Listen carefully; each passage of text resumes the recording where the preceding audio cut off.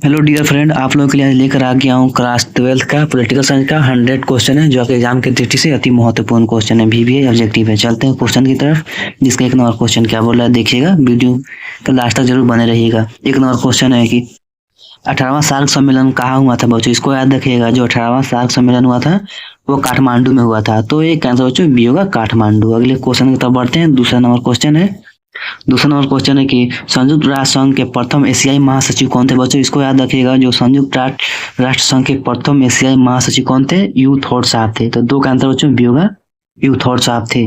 अगला क्वेश्चन बढ़ते हैं। अगला क्वेश्चन है 3 नंबर की, अंतर्राष्ट्रीय संगठन की आवश्यकता क्यों पड़ी बच्चों? इसको याद रखिए। जो अंतर्राष्ट्रीय संगठन है उसकी आवश्यकता पड़ी थी कमजोर या छोटे राष्ट्रों की संप्रभुता की रक्षा के लिए। तो इसका आंसर बच्चों बी होगा, 3 का। अगले क्वेश्चन तक बढ़ते हैं। 4 नंबर क्वेश्चन है कि निम्नलिखित में से कौन संयुक्त राष्ट्र संघ का अंग नहीं है बच्चों? इसको याद रखिएगा। जो यूनिसेफ है यह संयुक्त राष्ट्र संघ का अंग नहीं है बच्चों, बल्कि ये महासचिव है, सुरक्षा परिषद है, अंतर्राष्ट्रीय न्यायालय, बल्कि जो है यूनिसेफ है वो नहीं है। तो इसका आंसर 4 का बच्चों डी होगा। अगले क्वेश्चन तरफ चलते हैं। 5 नंबर क्वेश्चन तरफ। 5 नंबर क्वेश्चन है कि विश्व महिला दिवस कब मनाया जाता है बच्चों? इसको याद रखिएगा। जो विश्व महिला दिवस है वो 8 मार्च को मनाया जाता है। तो 5 का आंसर बच्चों बी होगा, 8 मार्च। अगले क्वेश्चन तरफ बढ़ते हैं। 6 नंबर क्वेश्चन है कि वैश्वीकरण की नीति से सबसे अधिक प्रभावित हुए हैं बच्चों? इसको याद रखें। जो वैश्वीकरण में सबसे ज्यादा प्रभावित हुए हैं वो गरीब लोग प्रभावित हुए हैं। तो 6 का आंसर बच्चों ये होगा, गरीब। अगले क्वेश्चन तब पढ़ते हैं। 7 नंबर क्वेश्चन है कि वैश्वीकरण निम्न में से किस विचारधारा से संबंधित है? इसको याद रखिएगा। जो वैश्वीकरण है वो उदारवाद से संबंधित है। तो 7 का आंसर बच्चों बी होगा। अगले क्वेश्चन तब बढ़ते हैं। 8 नंबर क्वेश्चन है कि भूमंडलीकरण किस विचारधारा पर टिका हुआ है बच्चों? इसको याद रखिएगा। जो उदारवाद पर भूमंडलीकरण टिका हुआ है। तो 8 का आंसर बच्चों सी होगा, उदारवाद। अगला क्वेश्चन तब बढ़ते हैं। अगला क्वेश्चन है कि विविधता में एकता का सिद्धांत निम्नलिखित में से किस देश का प्रमुख सिद्धांत है? इसको याद रखिएगा। विविधता में एकता जो है वो भारत देश का प्रमुख सिद्धांत है। 9 का आंसर बच्चों ए होगा, भारत। अगले क्वेश्चन तब बढ़ते हैं।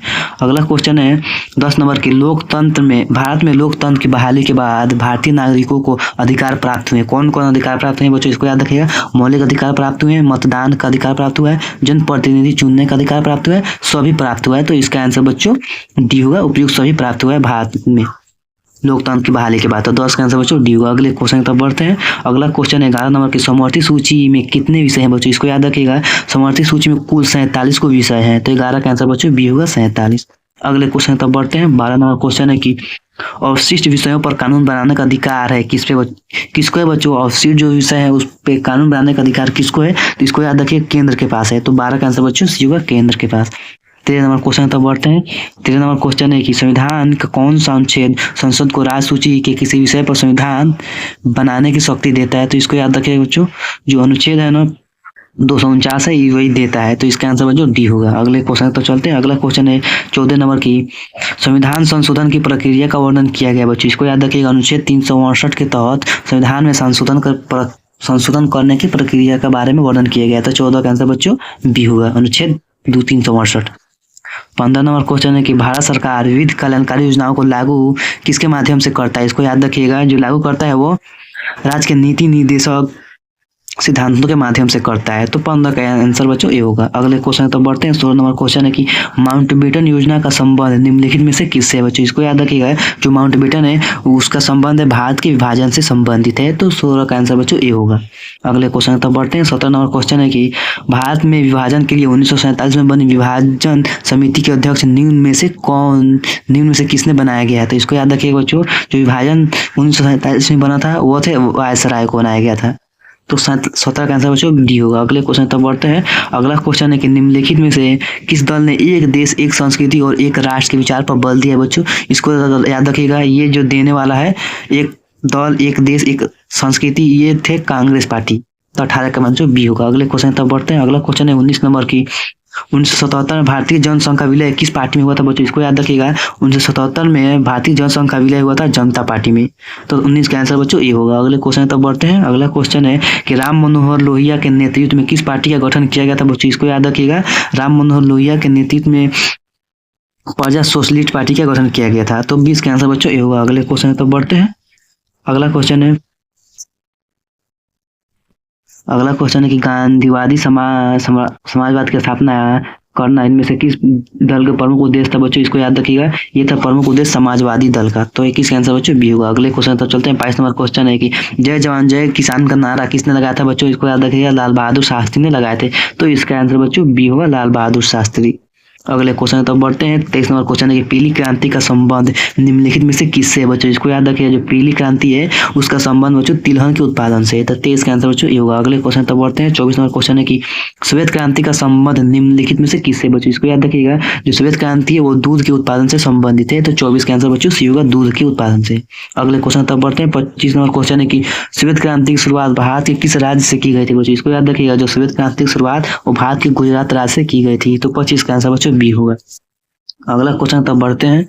अगला क्वेश्चन है कि श्वेत क्रांति का जनक किसे माना जाता है बच्चों, इसको याद रखिएगा, श्वेत क्रांति का जनक वर्गीज कुरियन को माना जाता है। तो 26 का आंसर बच्चों ये होगा। अगले क्वेश्चन तब बढ़ते हैं। 27 नंबर क्वेश्चन है कि भारत का प्रथम अंतरिक्ष यान आर्यभट्ट प्रथम कब परिक्षेपित किया गया था, इसको याद रखिएगा बच्चों, 1976 ईस्वी में किया गया था। तो 27 का आंसर बच्चों बी होगा। अगले क्वेश्चन तब बढ़ते हैं। अगला क्वेश्चन है कि एक ध्रुवीय विश्व किस देश के प्रमुख परिचायक है बच्चों, इसको याद रखिएगा, जो ये है ये अमेरिका से है। तो इसका आंसर बच्चों डी होगा। अगले क्वेश्चन तब बढ़ते हैं। 29 नंबर क्वेश्चन है कि तनाव शिथिल का दौर कब से शुरू हुआ था बच्चों, इसको याद रखिएगा, तनाव शिथिल का दौर 1970 के बाद शुरू हुआ था। तो 29 का आंसर बच्चों सी होगा, 1970 के बाद। अगले क्वेश्चन तब बढ़ते हैं। अगला क्वेश्चन है कि गुटनिरपेक्ष आंदोलन के प्रथम शिखर सम्मेलन भारत का प्रतिनिधित्व किसने किया था बच्चों, इसको याद रखिए, जो भारत का प्रतिनिधित्व यहाँ से पूछ रहा है, भारत का प्रतिनिधित्व, ये भारत का प्रतिनिधित्व करने वाले थे पंडित जवाहरलाल नेहरू। तो 30 का आंसर बच्चों ये होगा। अगले क्वेश्चन तब बढ़ते हैं। 31 नंबर क्वेश्चन है कि दक्षिण एशिया का सबसे बड़ा देश कौन है बच्चों, इसको याद रखिएगा, दक्षिण एशिया का सबसे बड़ा देश है वो है भारत। 31 का आंसर बच्चों ये होगा। अगले क्वेश्चन की तरफ बढ़ते हैं। 32 नंबर क्वेश्चन तक। 32 नंबर क्वेश्चन बोल रहा है कि कांग्रेस सिंडिकेट क्या है बच्चों, इसको याद रखिए, जो कांग्रेस सिंडिकेट है वो कांग्रेस के अंदर ताकतवर और प्रभावशाली नेताओं का एक समूह है। तो 32 का आंसर बच्चों बी होगा।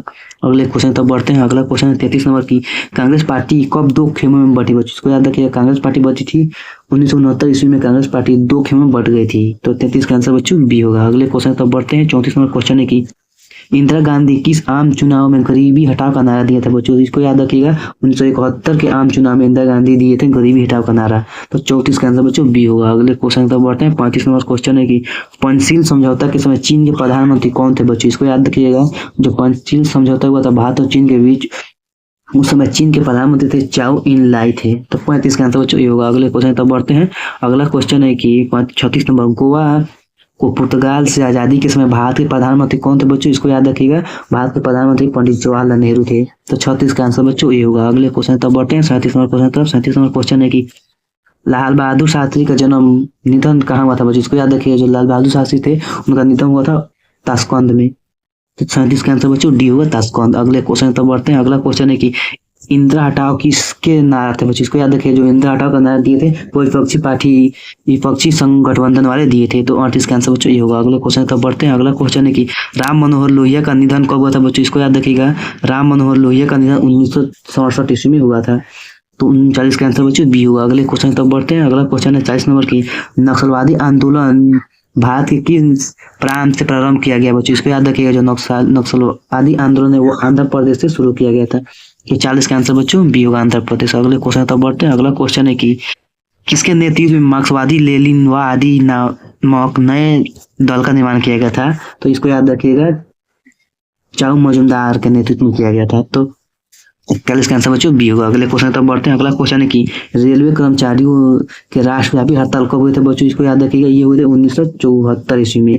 तो 42 का आंसर बच्चों बी होगा। अगले क्वेश्चन तब बढ़ते हैं। अगला क्वेश्चन है कि विकास के पूंजीवादी मॉडल में पूंजी एवं विकास पर नियंत्रण का विकास किसका होता है बच्चों, इसको याद रखिएगा, ये निजी क्षेत्र का होता है। तो 43 का आंसर बच्चों ए होगा। अगले क्वेश्चन तब चलते हैं। 44 नंबर क्वेश्चन है कि भारत में भूमि सुधार की आवश्यकता क्यों पड़ी, इसको याद रखिएगा, जो भारत में भूमि सुधार की आवश्यकता है कृषि उत्पादन को बढ़ाने के लिए और समता मूलक समाज की स्थापना करने के लिए बढ़ाया गया था। तो 44 का आंसर बच्चों बी होगा। अगले क्वेश्चन तो बढ़ते हैं। 45 नंबर क्वेश्चन है कि लोक लेखा समिति में होते हैं बच्चों, इसको याद रखिएगा, लोक लेखा समिति में 15 को सदस्य होते हैं और 15 को लोकसभा के और 7 को राज्यसभा के सदस्य होते हैं। तो 45 का आंसर बच्चों सी होगा। अगले क्वेश्चन तो बढ़ते हैं।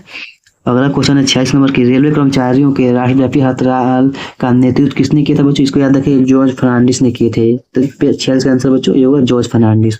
अगले क्वेश्चन तक बढ़ते हैं। अगला क्वेश्चन है कि रेलवे कर्मचारियों का राष्ट्रव्यापी हड़ताल कितने दिनों तक चला था बच्चों? इसको याद रखिएगा, ये 20 दिनों तक चला था। 47 का आंसर बच्चों बी होगा, 20 दिनों तक। अगले क्वेश्चन तक बढ़ते हैं। अगला क्वेश्चन है 48 नंबर की, चिपको आंदोलन किस राज्य से प्रारंभ हुआ था बच्चों? इसको याद रखिएगा, चिपको आंदोलन ये उत्तर प्रदेश से शुरू हुआ था। तो इसका आंसर बच्चों बी होगा, उत्तर प्रदेश।